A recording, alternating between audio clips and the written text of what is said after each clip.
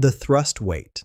Interactive calculator helps engineers determine critical performance parameters for any vehicle or system that needs to overcome gravity. Let's explore the calculator's capabilities. First, select your calculation mode from the drop-down menu.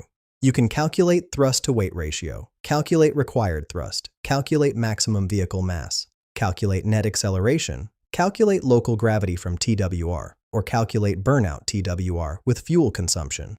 For this demonstration, I'll use calculate thrust-to-weight ratio. Now let's work through an example. I'll enter a thrust of 45,000 newtons, vehicle mass of 3,000 kilograms, and local gravity of 9.81 meters per second squared.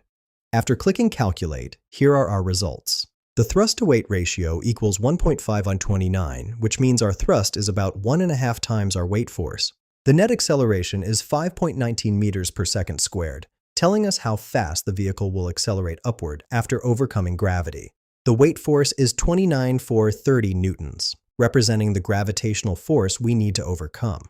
The flight status confirms we're capable of liftoff since our thrust-to-weight ratio exceeds 1.0. This tool streamlines propulsion system analysis for rockets, drones, or any application requiring vertical thrust calculations. Find the link in the description below.